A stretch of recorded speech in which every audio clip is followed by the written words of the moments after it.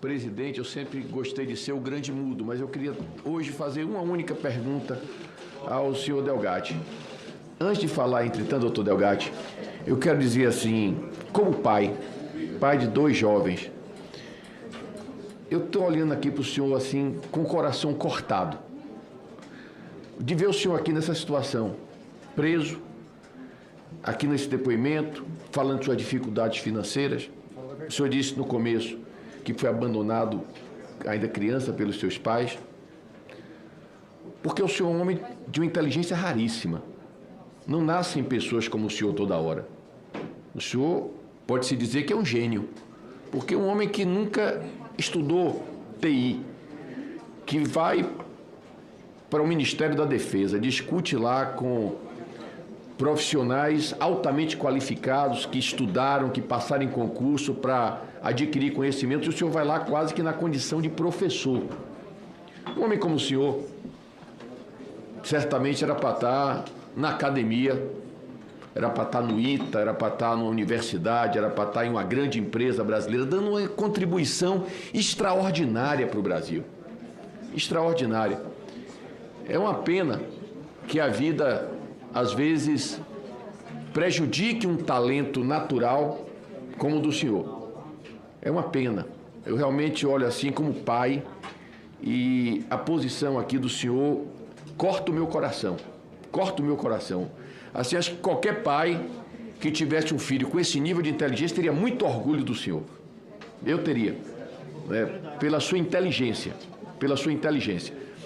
Agora, o senhor teve uma vida errante e que o trouxe a essa condição aqui que o senhor está passando. Eu queria só fazer uma pergunta, uma única pergunta, só para entender, porque eu, diferentemente do senhor, sou quase um analfabeto digital.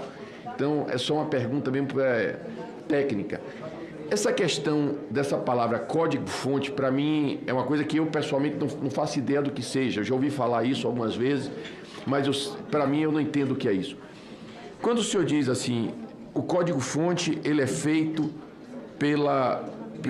pelos funcionários do TSE, é apenas um código-fonte que é colocado, e esse único código-fonte, ele vai para todas as urnas do Brasil, ou podem ser feitos mais de um código-fonte, colocar códigos-fonte, um determinado código-fonte em algumas urnas e outro em outras urnas? É só essa pergunta, porque é realmente uma curiosidade que eu tenho. Vamos lá, o código-fonte é o mesmo em todas as urnas. Tá. Assim que instalado, é solicitada a cidade. E ele, assim que é posto a cidade, ele apenas oferece os deputados de lá, os vereadores e prefeitos. E uma analogia simples aqui é que o código-fonte seria como a farinha, o ovo de um bolo, o leite, então, e o compilado seria o bolo pronto. E quem tem acesso aos ingredientes consegue inserir um veneno lá e esse bolo fica venenoso. Como seria possível fazer isso? Em que momento? No momento em que é criado e editado e atualizado o código-fonte. No TSE ou quando chega nas cidades? No TSE, nas cidades não. Nas cidades não? Não. E no TSE, é possível fazer isso com algumas urnas e não com outras, por exemplo? Sim. Caso haja alguém com mais intenções, ele faz esse código em todas as urnas, só que o código funciona apenas em urnas específicas, porque é uma zona maior que tem mais votos e ele usa também de inteligência artificial, e ele pega o resultado da anterior e faz a margem de erro, mais ou menos naquela região. Então, não seria algo grosseiro, que seria, apenas nessa cidade vai ter 100% dos votos. Não. Ele faz algo que soe, que seja de verdade, não um algoritmo. Inclusive, o algoritmo é a inteligência artificial, porque ela tem essa inteligência de manipular o voto caso haja alguém mal intencionado no TSE. Eu entendi. Agora, o senhor não saberia nos responder, eu imagino, assim, como é o procedimento para operar este trabalho dentro do TSE? Se é uma pessoa sozinha, se são 20, se são 30, o senhor tem ideia de como seja? Eles dizem que são 5 pessoas, mas eu descobri que até 2018, 2019 era apenas uma pessoa, que é... Eu posso falar o nome aqui da pessoa? Pode. Giuseppe Dutra Genino. E em 98 ele já havia feito um curso de algoritmos.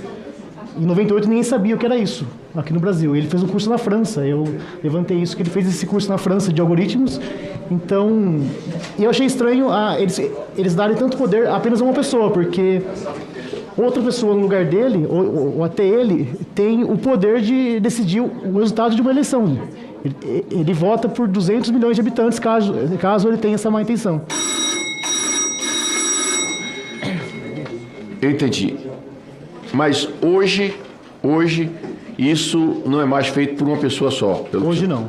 Após aquele inquérito de 2018, esse Giuseppe, ele se aposentou e agora tem mais pessoas. O senhor me lembra um personagem de um filme. Um filme que é Prenda-me se for capaz, que é uma história real.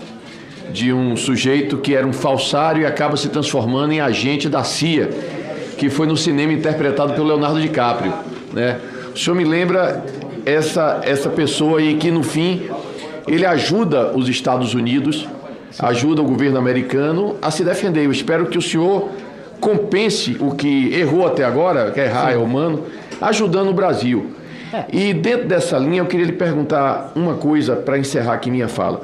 Como uma pessoa que entende disso tão profundamente como o senhor, está claro que o senhor entende muito disso, qual sugestão o senhor daria na confecção do código-fonte para futuras eleições? Não que eu ache que houve nenhuma fraude, eu quero deixar muito claro aqui que eu me incluo entre aqueles que acreditam na lisura das eleições. Mas qual conselho o senhor daria para reforçar a segurança? É apenas um conselho técnico. Tá. De forma técnica? Isso. Eu vislumbro ali que a única saída seria a urna imprimir o voto.